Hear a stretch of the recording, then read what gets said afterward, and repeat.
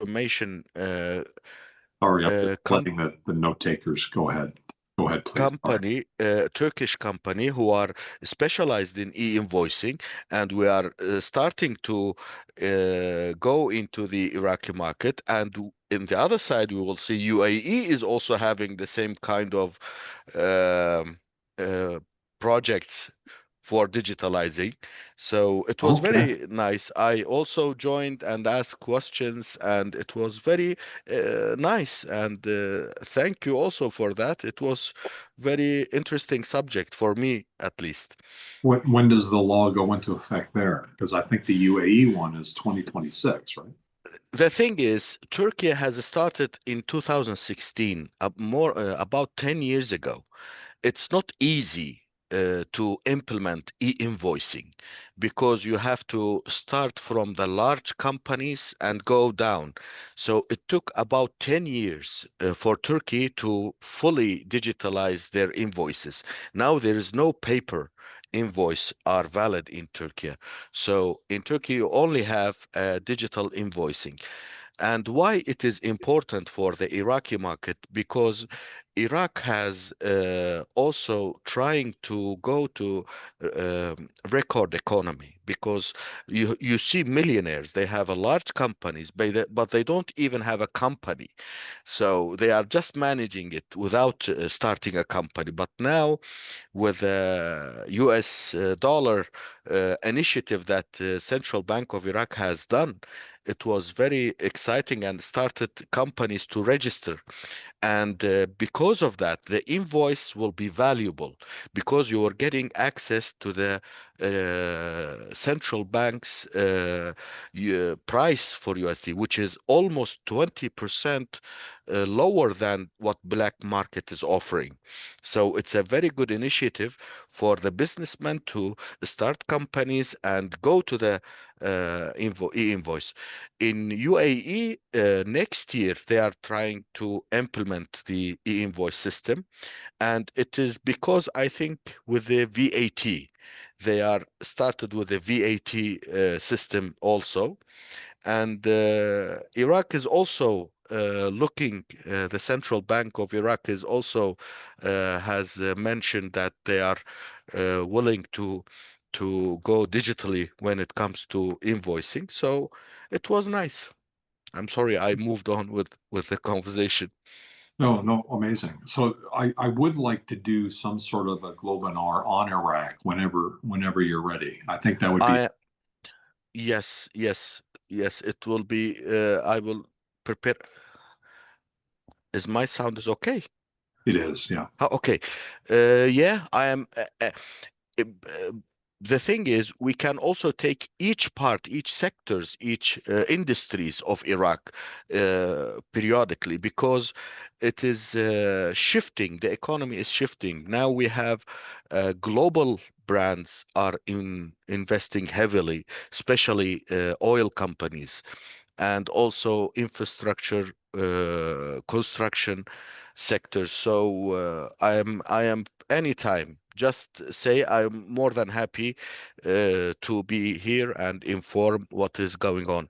By the way, I also representing U.S. capital now in Iraq.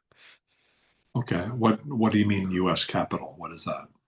It is a fund in Iraq, It in is. yeah, in USA, and they are Okay. active in. You are not aware of U.S. capital? It sounds like a very general name, and I'm sorry, I don't. Is it the name of the fund is Yes, U.S. yes, capital? I see. yes, yes. And they reached out, and I was surprised. And now we are looking for project who are uh, need some funds, and we are starting with the banking industry and also digital payment. So then we will see. We will see what going to happen. Amazing. I'll just preface the next step. I want to make sure Gunjan Bagla is here. It's very rare that he's up this early at least for Global Chamber. And so I want to have him speak next. But I want to frame up what we're doing here. This is our Global Chamber India monthly meetup call. I was talking to Mohammed here about how we've started just a few of you here today. So it's a little bit quiet. It's the end of the month here in the US, building up to Labor Day. So that's part of why it's a little quiet on the US side. In India, I think Gunjan, I saw you post. It's a holiday today, or is it a holiday? Are you there, Gunjan? Yes, I'm here, Doug, and the holiday of Ganesh Chaturthi to celebrate the god Ganesh is I see. celebrated vigorously in Maharashtra, Karnataka, and Andhra Pradesh. But now India has become so cosmopolitan that everybody else joins in too. So that's the reason today is a light day. August is just full of holidays in India. There's Rakhi or Raksha Bandhan. Then there's the birthday of Krishna called Janmashtami. So, and there's a few other minor holidays too.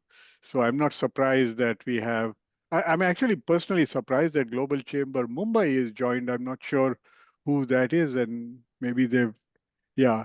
So Mumbai shuts down this week. It's not just one day. I It goes see. on for days, and it's a massive celebration there.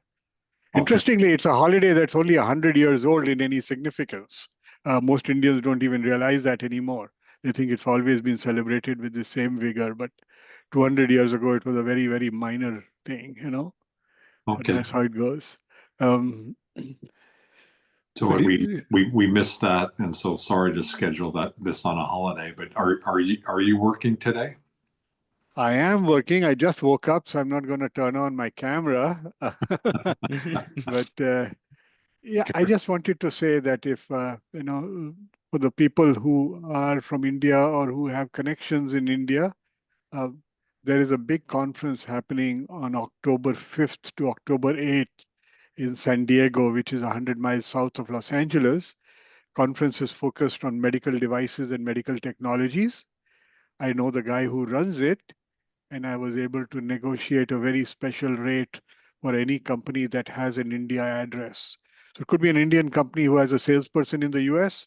They can attend to as long as in the registration they mention the India address. Okay, it's a half price admission for anybody, and it gives full program access, including for me the most important part there is what they call the one-on-one partnering. There'll be 4,000 people attending the conference. And if you have access to one-on-one partnering, you can request a meeting with any of those registrants who have also signed up. And of course, it's up to the registrant whether they accept the meeting. So you have to pitch it. But then you can have a private conversation with that individual. Last year, the conference was in Toronto. I had 43 conversations there, okay, Wow. in the space of 4 days. So it's uh, it's the most productive medical device event possible. What's the Uh, name of it, Gunjan? it's called the MedTech Conference. It's run by the leading medical device organization in the US called AdvaMed. I have posted a small brochure that we made up for Indian companies into the chat.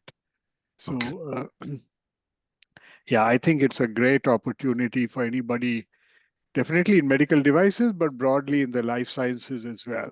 So I just thought I would share that. And I don't know if anybody from Los Angeles is in the call today, but Doug, you know that on Tuesday we have a big India event with the Global Chamber LA that I'm sure you might have told people about already. Not this group yet, but Uh, I was not expecting you to be in this call, so I'm Neither very was I. very happy. So that's really cool. Were you having trouble sleeping? Is that what it was? No, I had to wake up early for something else which didn't happen. And I said, oh, I saw the mails from Jemima. And I said, let me see if I can jump in even for a few minutes. 'Cause, Very good. Do you mind explaining a little bit about that, just so that we're all familiar? I see now the conference, first of all, on the October 5th through 8th, and so we'll make this available. This is public information, right? The flyer that you gave? This flyer is specific to companies in India. So I Yeah. would share it with the Global Chamber India. But Okay. companies in the US or anywhere else cannot get that price. I see. I would not post it to any other group. I see. Is this a conference that you've been to? It sounds like a multiple. Three times. Yeah. And that's why I negotiated with the head guy. I met him, about a month ago.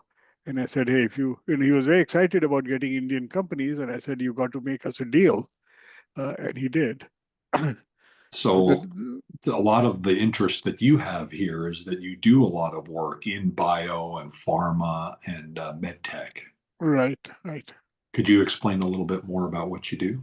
Yeah. So my company, Amrit, is a US company, and I live in Los Angeles. We are 22 years old, and our main mission is to help build trade, investment, and better understanding between the US and India. We help our clients to sell products into India. We help our clients build engineering and R&D centers in India.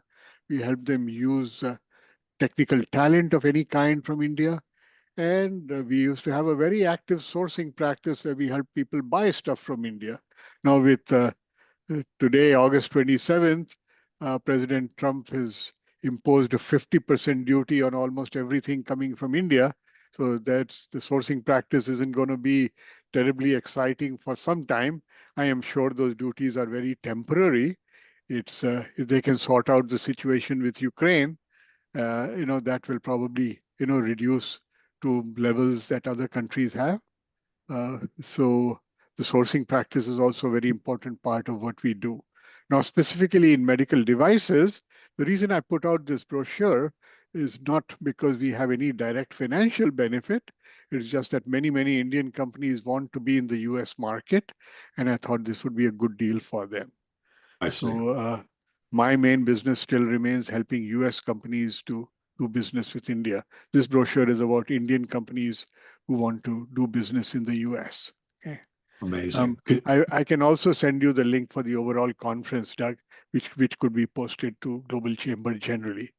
Okay. I think I'm okay with that. I'll find it and Sure. we'll put it up on the website and refer to you. I wonder if you could also not only talk a little bit about what you'll be speaking about next week in Torrance, but also you mentioned about the tariffs and that it's probably temporary. What is your perspective on that? I know you're careful on how you speak relative to everything and very thoughtful in how you handle it. But I'll say that I agree with you in terms of, I think these are pressure tactics to do certain things. I'm not fully up on this, but what I did hear in a very limited way is that it relates to India's relationship with Russia and buying oil from Russia. Is that what this is all about? That is a line coming in from Washington, and in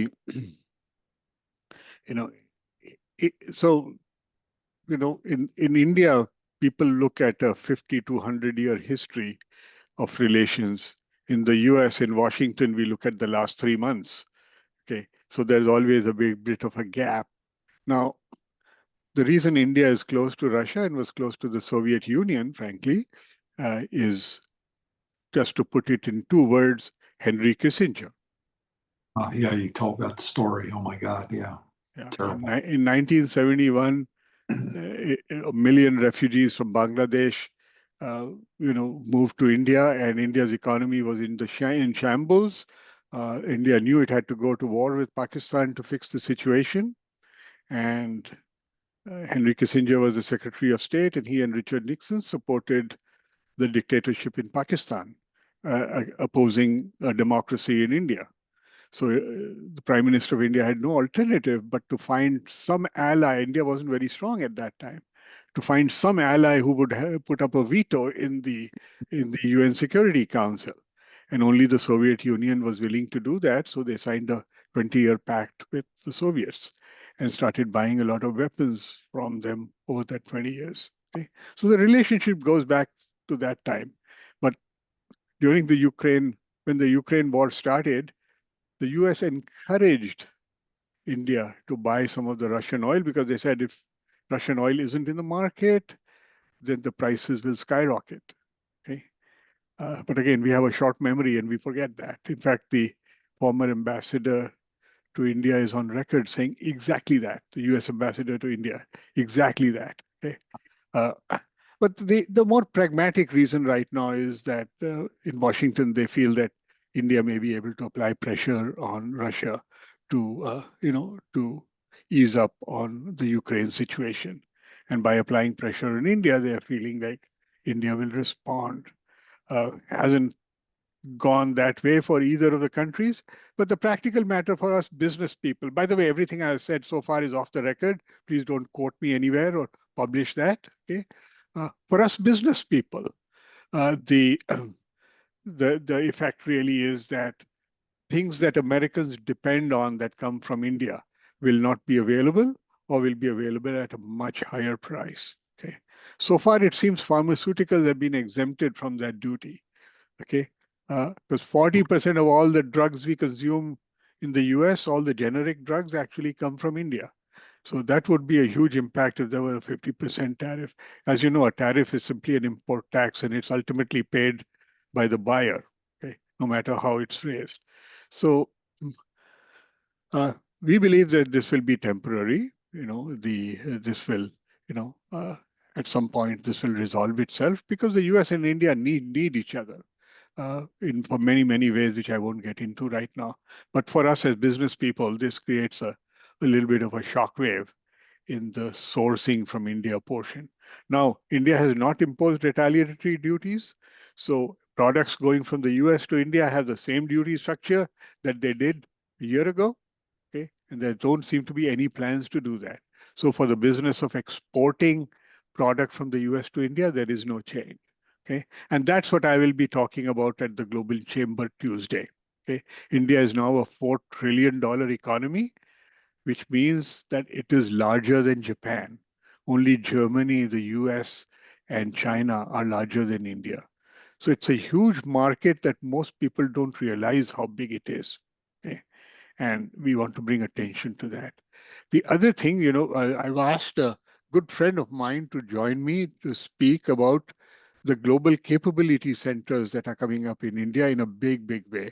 A global capability center is just what they used to call a captive R&D or captive center in India, where employees of, say, Cisco or Boeing or Amgen are working in India at an Indian subsidiary of those companies and are producing product designs, they're doing back office work, customer service, technical support, whatever function you can imagine. And they're doing that for the US and for the global market. So there are hundreds of these global capability centers now. And I think the Boston Consulting Group published a report that this number will double by 2030. There is no tax imposed on this other than the customary income taxes. There's no duties by either country. So the Global Capability Center business continues to grow. In fact, in the last month after the announcement of these high import tariffs, Eli Lilly announced that they are expanding their R&D center. Goldman Sachs announced a 50% expansion of their global capability center in Mumbai in a very, very modern building. Okay, so American companies are completely undeterred by the import duty situation on goods coming in from India. There is no tax, no import duty on services. And that's going to, Fortune 500 companies, pretty much all of them have some significant presence in India. And by significant, I mean thousands, if not tens of thousands. Accenture has 100,000 people in India. IBM has 100,000 people in India. Google has 40,000. Oracle is up there. So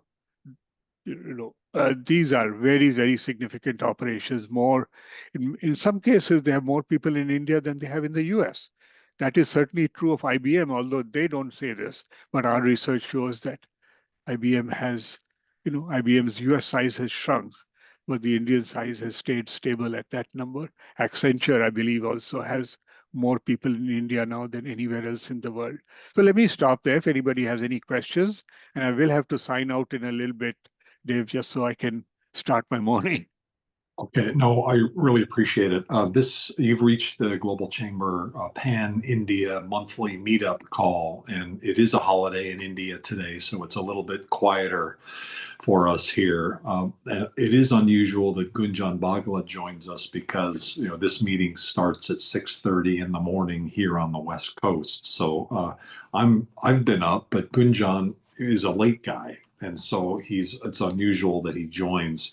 We're very honored to have you here. He's very knowledgeable about India, very deeply connected, and his connectivity has actually been in the press. If you go to the Global Chamber Los Angeles LinkedIn page, you'll see an article talking about the Indian government's investment in a new consulate general office in Los Angeles in a very famous building downtown Los Angeles. And Gunjan has been instrumental among other leaders, but he's been very vocal around supporting having India have a consulate in Los Angeles, despite the fact that there's already one in San Francisco. So it's very unusual that they would move forward. And I think it goes to in testimony of that Gunjan is a very, not just well connected, but very influential leader for India, with India, and he's based here in Southern California. Our next local event is in Torrance, California, which is probably a little bit better known for Japanese investment. There's quite a bit there. And in fact, the event at Global Chamber Los Angeles will be at the Redac Gateway Hotel, which sees about 18,000 folks, most of whom come in from Japan through their service center there in terms of temporary housing and other services. And so they're mainly focused in on the Japanese community. However, we are going to be not only having an end of summer social with many countries there at that event, but the keynote presentations will be by Gunjan and the fellow that you mentioned earlier, who I don't know, but I look forward to meeting next week. Sounds like you've been working with him for quite a while. So, Gunjan, thank you for your leadership and thank you for being part of Global Chamber. I open up the floor to any questions that you may have to Gunjan. I'd like to start with Mohammed Omar, who is our global advisor, the Global Chamber Global Advisor. He's based in Turkey, but he's really focused in on the Kirkuk, Iraq, and Iraq more holistically, but he's from Kirkuk. And so if you ever are interested in business there, we were talking earlier today as we were warming up about a Globinar, an introductory Globinar on Iraq, and also talking about some market segment opportunities that are there. Mohammed is so involved in Global Chamber, he even joined the Spanish-speaking event the other day, and even though he doesn't speak Spanish, But Mohammed, you have a question. I left for just few minutes. I could stay because anyway, thank you, Gunjan, for the great information that we had from you in this presentation. My question is, after the tariffs, China started to be more aggressive in our area in the Middle East. I feel Yeah. that they are looking for alternatives. How about India? Is it waiting just to go, the situation will change, or do you have companies looking for untapped market expanding in the Middle East? If there is such case, I will be more than happy to connect with you and see if there is a possibility to look in the Middle East and Iraqi market in especially. So, what do you think about that? Yeah, so I'm sure you know that India has had relations with the Middle East going back many, many centuries, right? And in fact, if you look at the global trade relationships, the United Arab Emirates is like the number 3 or 4 trading partner for India. And that's for a number of reasons. But yeah, India has depended on the Middle East for its oil imports, of course. And, I think the cultures also bind people together. India enjoys a lot of India's favorite foods actually came from the Middle East most Indians don't recognize that the naan they have is, originated, in the Middle East, and the samosas they eat are called sambusas, in the Middle East, and many, many other products. The whole tandoor concept that is used in India did not originate in India. Okay? So these connections go back for centuries, and the trade has been vibrant. Now, whether the tariffs will increase the ability or interest for Indian companies to export to the Middle East, I'm sure to some extent, yes.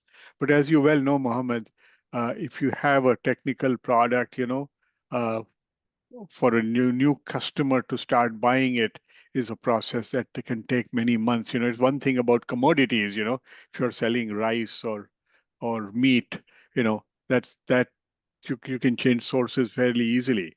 But if you're selling a medical device or a pharmaceutical, it may take a year before the regulatory requirements are met and all of that. So now, my personal focus is on US India business. So I'm not always aware of Indian companies wanting to expand into the Middle East other than what I read in the news.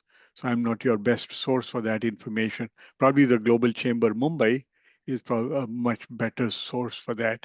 But that's definitely happening. If you look at media stories from India, they can be very misleading right now. In the last month, people are saying, "Oh, we'll sell all of this to Africa or here or there." But you know, the U.S. is the largest trading partner for India. The amount of money that American buyers can spend, to buy things is not the same as many other countries. So it's not going to be easy to find other markets. But definitely there'll be some movement. Okay? Uh, yeah. So I encourage you to Yeah. talk to people in Thank, India. Yeah. thank you very much. Thank you. Yep, appreciate it. Thank you very much. There's a couple folks here in the room that are real estate oriented. Do you get involved at all in that market, Gunjan?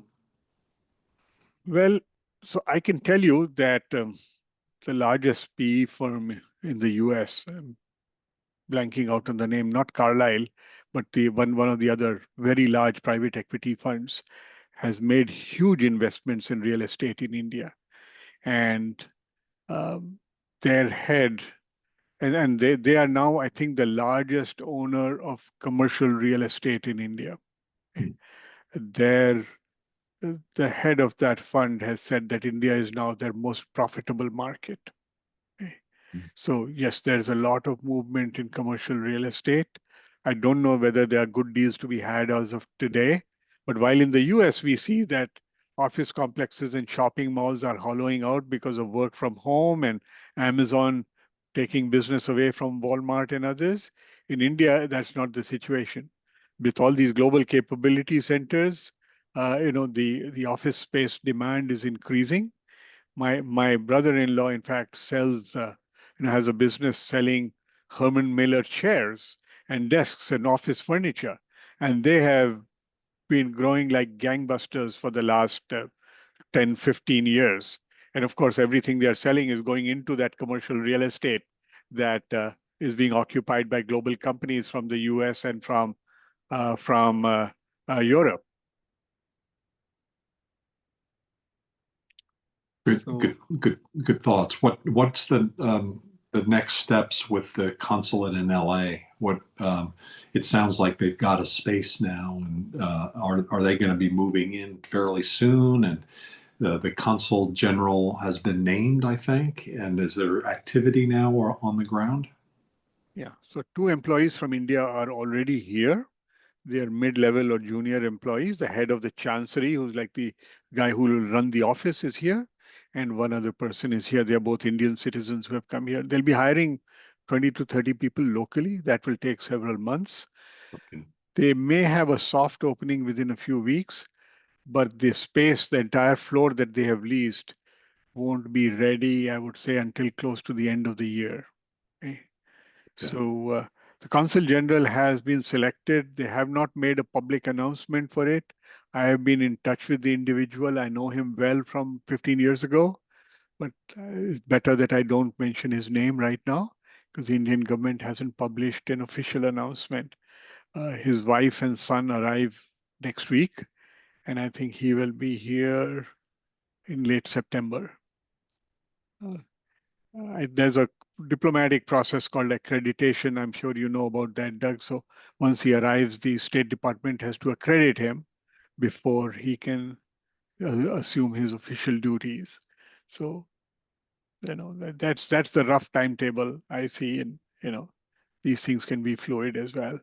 So they'll have some temporary space in the consulate in that building, just maybe 3 or 4 thousand square feet, so they can start working temporarily from that building. Okay. No, that sounds good. I think it was either 10 or 20-year lease. So they're in for the long haul. It's a 10-year lease, yes. So very good. I see in the room Johannes Gates. I'm Johan. I don't know whether you'll be at the Torrance event next week, but if so, it'll be great to meet you and connect you with Gunjan. I know you're involved with logistics, and thank you for being part of Global Chamber. We only have about 10 minutes left. Are you able to hang on for a couple more minutes, Gunjan? Just a couple more minutes. Yeah, I'm getting some WhatsApp messages from people who are expecting to talk to me. Yeah. Okay, great. And thanks, Johannes. I see you're there. Nihi Sanusi is the Global Chamber Advisory Board Chair for Lagos, Nigeria, and he's an amazing connection for you if you're doing business in Africa, because he's not only very familiar with Nigeria and working with our executive director, Titi Sogun, but he also is deeply connected in every other country. And so whenever we have an issue and we can't find someone, Nihi invariably comes to the fore and helps. He also recently led an investment summit by Global Chamber over 2 days. That had a Los Angeles connection as well. Gunjan is based in Southern California in LA. Jeffrey Dar is our board chair emeritus for the Los Angeles chapter, and he was one of the key speakers in that 2-day event that Nihi put together. Nihi, I don't know whether you can say hi, but curious if you've got some connectivity in India as well, if you're able to say hi. Yeah, thank you, Doug. Always, India is a huge partner of Nigeria, so it's always a pleasure to be here. The Indians are, I think, they're the biggest employees of Nigeria's latest refinery, the Dangote refinery. So we have a fairly good and long-standing relationship with India. So it's always a good opportunity to be here. Thank you so much. You also remind me in the Global Chamber, I think maybe not the Los Angeles one, but we have a group on LinkedIn where we did post about Gunjan Bagla's quote in the newspaper and the press about the consulate in LA. But adjacent to that is a story about Japan and Nigeria. And I don't know, Nihi, if you saw that, but in the press in Nigeria, and Tanzania and Ghana and Mozambique, 4 countries in Africa, something got out of control where there was a belief that this region within Japan near Narita Airport, Chiba Prefecture, they were welcoming Africans in without any with lower restriction levels into Japan, which sounds odd and certainly would need some scrutiny. And sure enough, when I saw that, I actually got a message from Africa saying, oh my, look at this. We have to do a Globinar on it. We need to move forward. But all I saw were press reports from Africa. So I went to my go-to newspaper in Japan, which is the Japan Times, which is one of my favorite papers I've been reading for over 20 years. And sure enough, it's not true. It's nearly total fabrication in the sense of, yes, there are some agreements between 4 towns in Chiba Ken, Chief of Prefecture, and 4 countries. However, it's really very limited, and there's no reduction in immigration requirements for Africans to come to Japan and stay. There are some temporary intern type things, but basically there's no fundamental change going on. So I thought that was interesting, less about India, more about how communication can happen, miscommunication can happen, and get out of control. You've never seen miscommunication in the media, Gunjan, have you? Oh, yeah. Yeah. We could do a webinar on that. Miscommunication, misunderstanding, misdirection, all of that. Before we lose Gunjan, does anybody have any additional questions or comments that you'd like to make? I think one of the people in the room is Aju Thomas. We had a great conversation about Cyril, and if that is you, Aju, and is that you from Cyril? Yeah, Doug, hi. Good evening.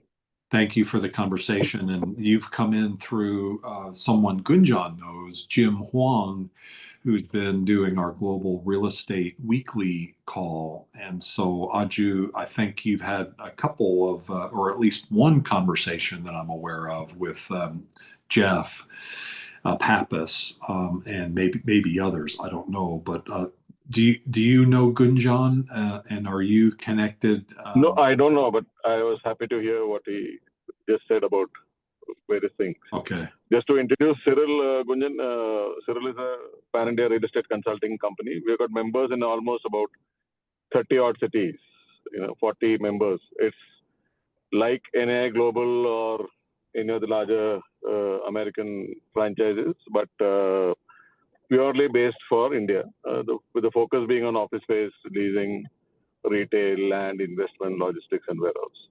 So interesting to hear your thoughts on GCCs, something that we've been working on a lot. Maybe yes. I'll reach out to you separately for it. Sure. Drop me a note, please. Yeah, I'm happy to get you connected if you have any trouble getting connected. And I'm really excited to hear what you're doing and looking forward to the opportunity of working with you. Thank you for joining today. Really appreciate it. Thank you very much.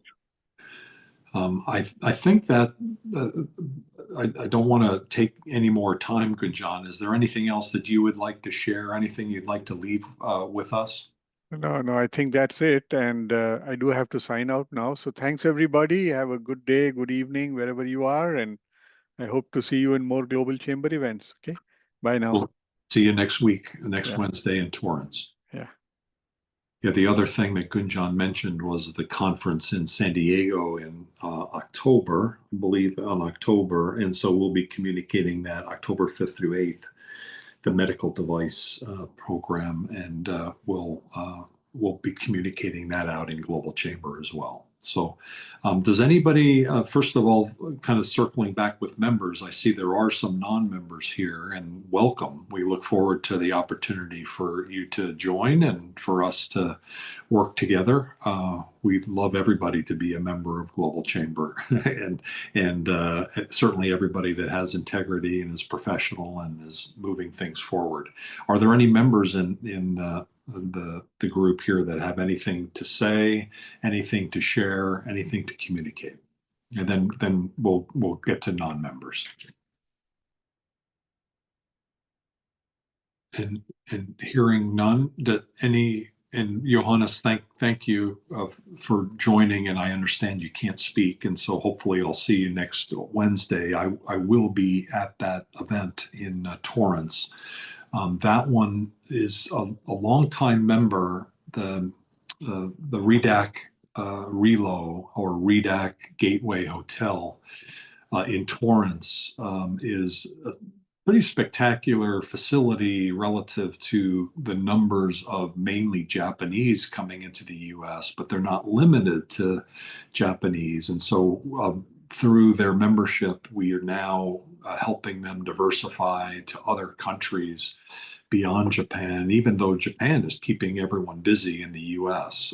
As we've noted, by the way, the Global Chamber Tokyo Meetup is coming up this week. It's let's see. So it's not good timing if you're in India, but it's 4 p.m. Pacific time on Thursday, and it's 8 a.m. I believe 8 or 9 a.m. Is it 4 or 5 hours or 16 or 17-hour difference right now with Tokyo. So either 8 or 9 in the morning in Tokyo. And we're going to be talking about the food industry. We're going to be talking about hospitality. The Global Chamber Tokyo Advisory Board Chair, Kaoru Nishinakagawa-san. She is based in Sydney, but originally from Japan, and she'll be speaking a little bit about Australia, and we'll also have mostly a conversation about Japan. So welcome to that if you're able to attend. Anything else that anyone has before we close the room?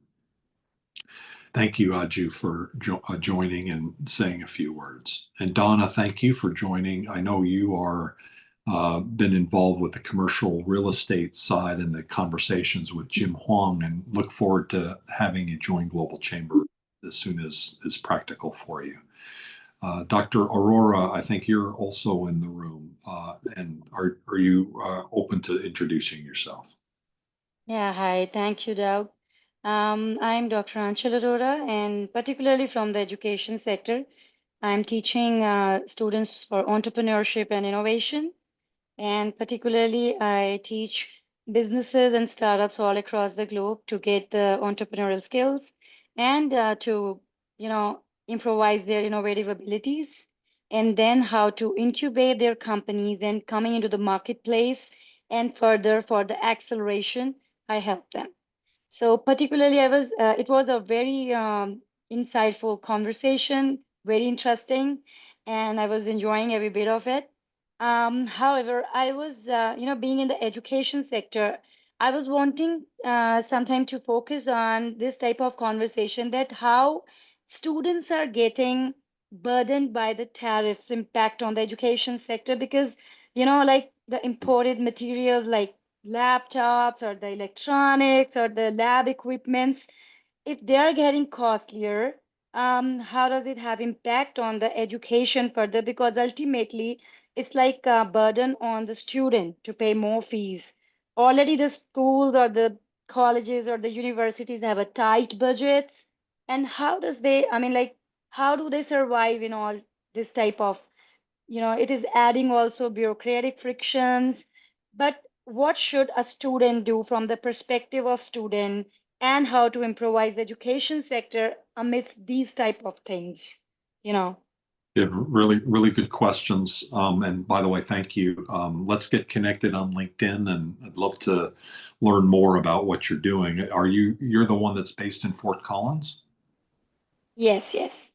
Okay, great. My sister went to Colorado State, and I've only Okay. been to Fort Collins once when she got married to her husband. But it's a beautiful area, and it looks like It is beautiful. Certainly, it's very beautiful. you're doing some great work. I appreciate it. Thank you. When you mentioned that, there's two things that occurred to me. Certainly, the cost is not good, because ultimately it does come back to the consumer, and in case of students, it's very difficult. Actually, there's three things. The second area is just the area of international students in the U.S. is a big market, and I think ultimately what we'll see this year is that the number of international students is down. I will say that the numbers of the universities that are members of Global Chamber, especially some of the leaders like Shadman Bashir of Utah Tech, and also ASU, Arizona State University, which has the most number of international students of any university in the United States. Both of them are members, and both of them have reported that they're down in the fall. They're down, their numbers are down, but not nearly as down as expected. So, and in fact, Thunderbird School of Global Management, where we have our headquarters, which is part of ASU, is way up in terms of number of international students. So that's a bit of a surprise. So that's an interesting development. The third piece is, overall immigration, if you don't have a chance, if you didn't have a chance to see it, yesterday or the day before, we had the Global Chamber Accra, Ghana. So today's Wednesday, so it was yesterday. And we had an immigration expert based in Seattle who's Indian born, I believe. I think. Hopefully Tamina Watson spoke, and that was frightening. That was one of the scariest conversations I think I've heard at Global Chamber relative to how immigration is working and how the visa process is working poorly, and how people with visas to come into the U.S. are being mistreated, quite honestly, and that was just very disturbing. So I think that, you know, what keeps me positive is most of my career has been in Asia, and I love the Japanese. I lived in Japan and I speak Japanese, and I think about World War II and how my father-in-law fought in World War II and didn't hate Japanese, but he did not buy Japanese cars. He was very anti-Japanese. He fought them face to face in the Pacific, and so I understand. However, the Japanese people did go off the rails during World War II. I'm German, Polish American, and honestly, the German people went off the rails through bad leadership. And so Germany had bad leadership and did some bad things. Japan had bad leadership and did bad things. I gotta say, the US has bad leadership, and there are things going on that are not good. So the way I view it is, it'll change. You know, people are good everywhere, and ultimately good will win. But we're going to go through a period of time, and we are going through a bit of time that's not good. We will get through it, and there will be collateral damage, including people being mistreated and other things, economic influence that you bring up. And so hopefully that'll be resolved as soon as possible.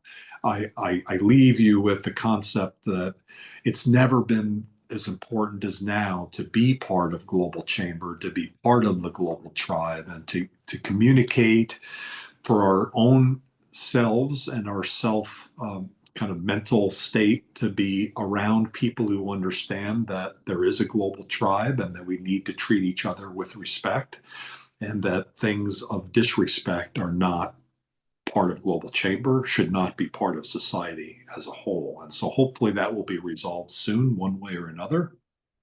And then the economic burdens that you mentioned, Dr. Aurora, will be resolved as well. Those things always happen. There's people that are poor, there's poverty that happens, and I don't know anything other than increasing prosperity and making business and success more available to more people. And that's what we're doing at Global Chamber. And that part is very satisfying. However, it's never enough. It's never enough. So thank you for joining, and thank you for your comments. Thank you so much for the invitation. I think one thing I just want to say, like, I think countries, through the Global Chamber chapters, they must have some, policy creation to waive the educational materials should get waived from the tariffs, so that it can't deter the research and collaborations, particularly for the students and the destinations like US, where Indian students are there. So I feel like, because I have seen so many things are happening nowadays, particularly in the education sector, and students, they are having a lot of potential, but they're not getting the opportunities amidst all what is happening, in this friction and the Thank you. costly Thank you. materials. Yeah. Thank you for sharing. By the way, we do have a Global Chamber Denver chapter, which is one of our oldest chapters, and it's been very successful. We did also create a Global Chamber Northern Colorado chapter in Fort Collins. And do you know Todd Cornell? Yeah, I know that. Okay. Yeah, I know that. A very, very, very good friend of mine. Okay, and now he's moved to Panama. So, Yeah. so I'll circle back with you on that. Thank you for sharing. Does anybody have anything else before we close the room? It looks like we only have about a minute left, so I'll probably need to make some final comments. Mohammed, thank you for joining. You're amazing. And I'm glad we could keep the language in English for you. And so that you could participate. And Nihi, thank you for everything that you do and your support. Sophie Ramos is a global chamber leader who has been mainly involved with membership, and she continues to do that with the members. She also now is taking on the role of our event support. And so thank you, Sophie, for joining today. This is one of the first events, and maybe the first event that she's done where she's been the key person on the back end side of this event. And I think, let's see, so I see Mumbai, I see Doug Brunke, and then I see, is that you, Jem? Are you still there as well? Or is that Cesar? I'm not sure who else that is. I'm here. Yeah. I joined late. Oh, okay. So Jem was here earlier. Before we close the room, is there anything that we should know about, or anything that's going on that members should hear? Cesar Trabanco runs our Connection Center based in Puerto Rico. And so are there any events or anything else from Global Chamber that you'd like to update us on? Yeah, sure. No, that this week is busy. We have the women online networking is coming up in half an hour, and the League of Extraordinaries, which is our monthly roundtable, is on Friday. I think, Doug, we have the real estate roundtable later today, a little bit late for those in Asia. Well, actually, it's in the morning time for them, I think. So might be worth to visit. And Doug, I think you have something. Is there a Japan meetup tomorrow? There is. Well? Yep. Yeah. In about a day and a half. Yep. So Friday morning in Tokyo. Yeah, I joined late, and I was having my first conversation with Zainab, our new executive director in London, and I'm really happy with her, and so I really recommend it, because as we were talking, London is really a global hub. So anyone interested in there, feel free to check out on the news about her taking over of the chapter. She's amazing. She and I are speaking on Monday to do the launch on September 1st. And then the Global Chamber London chapter has its monthly meetup on Tuesday, the 9th, I believe. And Katie Keith will be there. She's shifting over to being on the advisory board. And stay tuned. There's another further announcement related to that in terms of her leadership, staying with Global Chamber and supporting there as we grow across the UK. Thanks, everybody. That's the end of the hour. Really appreciate you joining. Cesar, I don't know if you heard, but Gunjan showed up early, around 6:45 a.m. Pacific time. Very unusual that he would be in an early morning. He's refused that generally because it's so early, but today he was able to speak for about a half hour. So that was really exciting. He's been instrumental in getting the Indian government to invest in a new consulate in Los Angeles, and you'll see that out on the Global Chamber LinkedIn pages this morning. Take care, everybody. Have a great day. The Women's Leadership event, the monthly one, starts in a half hour. The real estate event is later today. We've got also the export-import is tomorrow. That we didn't mention that one. That's a great one. And then the Tokyo event that has an Australia component and Indonesia component on Thursday and Friday. Take care, everybody. Have a great day. Thanks, Aju. We'll be in touch. And thanks, Dr. Aurora. Appreciate it. Nihi and Rifat. Oh, Rifat, how are you? Good to see you. And thanks for joining. Thank you so much. Thank you, Doug. Thank you. Take care. Thank you. Thank you. And Jeremy Jefferson, I don't know Jeremy Jefferson, but I saw something posted. So yeah. So you're based in where are you based? Based in Atlanta, for the U.S., Atlanta, Georgia. And I've been on one of the calls before with you guys, but it was probably like 2 months back. I think maybe when you first established the Global Chamber for the India sector. Okay. I've been missing a lot of the calls, I think, because it's the time frame. What's your interest? I'm in import-export, international trade, so we have a compliance company based out of Atlanta. Okay. Why haven't we figured out a way to get you involved more regular? Oh, I know. I did the one call and I think just scheduling in my time frame, but I think you mentioned you guys have an import-export call later on today or tomorrow? It's tomorrow. So Tomorrow. it'll be, Okay. yeah, Okay. it'll be, actually, I don't know what time it is tomorrow, but very often they're noon Pacific. So it's probably 3 your time. The Atlanta, I just had a really great conversation with a new member in Atlanta, and we talked about how we haven't been as export-import oriented in our activities in Atlanta. You probably know Dana Austin, or not? Yes, I think I She's know Dana, but I know her last name is Austin now, so I don't want to say yes and it's the wrong person. Dana So- Austin's our executive director, and she's